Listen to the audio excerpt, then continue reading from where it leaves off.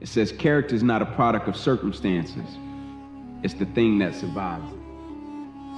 Most people are so distracted, they're so busy being busy, they're so exhausted. It's very easy because there are so few people doing the things required of world class. There's very little competition at world class.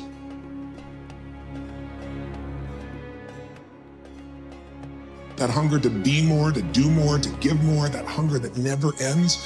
If you can, I think everybody has that hunger, but for some people it's been asleep for a long time because they're afraid. They're afraid that I'm gonna get hungry, I'm gonna try, I'm gonna fail. And so it's human nature to protect yourself from the fear by just lowering your expectations. You get what you tolerate in yourself, you get what you tolerate in your life, and sooner or later we sometimes hit a point where we say, not another day, not another hour, this is done. I'm not walking this way, I'm not talking this way, I'm not living this way, I'm gonna change it. And when people do that, that's the beginning of a breakthrough. Every next level of my life demands a new version of me.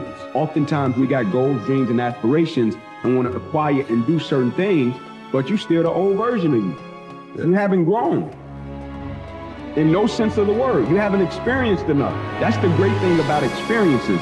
People are so afraid of experiences, but the great thing about experiences, you learn who you are, what you possess, what you will do. You learn from different situations, different scenarios. When you fail, you learn. When it doesn't go the way you want it to, when it goes the way, you learn, right? How do you grow? You learn. How is character formulated and sustained? You learn, yes, right? And so when it says, let the hard things in life break you and affect you, it's not saying let it break you to the point that you crumble. What it's saying is let it affect you. And every single one of you out there have the superpowers necessary for greatness. But until you're backed into a corner, like an injured, hungry, thirsty dog, you don't really realize how much you have in you. That is something that no test can measure. Go after your dreams. I never allowed anybody to tell me what I was capable of accomplishing. I never let anybody tell me that I can't do it.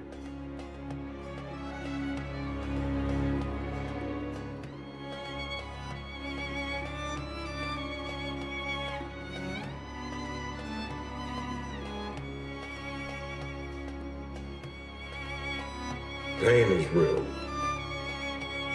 Pain is so real that it has measurements to it. Pain is unavoidable and it will come.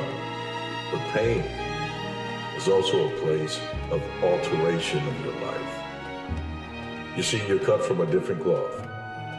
And because of that, there will be times when you'll be pruned through the trials of life and pain comes. Pain can come by way of divorce. Pain can come by way of bankruptcy. Pain can come by injury. Pain can come emotionally. But don't run from pain, and you can learn from it. It is there so that you are reminded to go a different direction. This way is not the way. Embrace it. If you've been hurt before, if you've been broken before, if you've been betrayed before, it hurts. Yes, it's painful, but that pain is a lesson teacher. On the other side of temporary pain, you meet your other self. If you can survive the temporary, you'll meet another version of you. What actually keeps you alive does not make you successful. And so our proclivity is to avoid pain and discomfort. And when we're going through it, we try to get through it in such a way that it doesn't cause us much pain. If you can survive the temporary, you meet another version of yourself.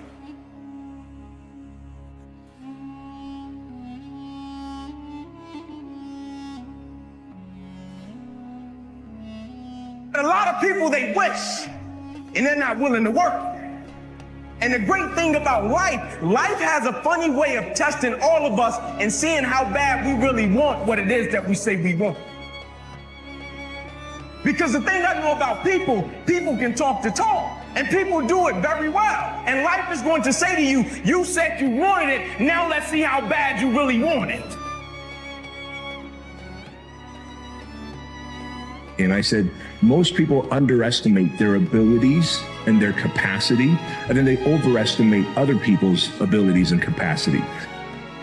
It's almost like you'll put yourself in a position to think that greatness is somehow reserved for special people and that you don't belong in that category of special, like almost like you don't have what it takes.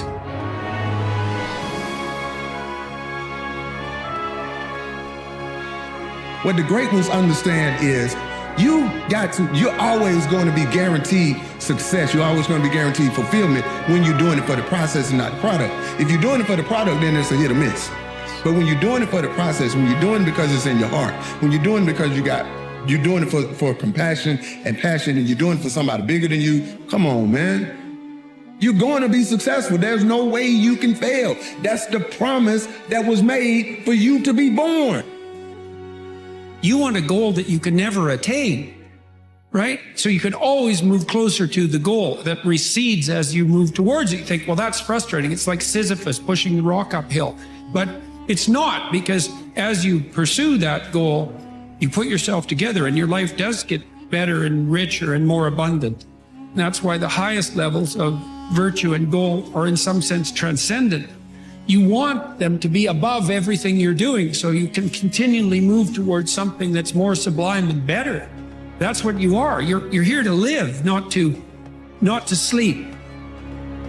You have everything that you need to achieve greatness, and you've got a duty and a responsibility to the world to demonstrate greatness, the highest version of yourself, the 2.0 version of yourself, the most self-actualized version of yourself. You must become the man that you love, that you respect, that you admire. That is your duty. That is my duty. You've got the next 6 months ahead of you. You can either be a loser and say you will wait for the new year to come to reset your expectations and a resolution, or you can start today and reprogram yourself for greatness.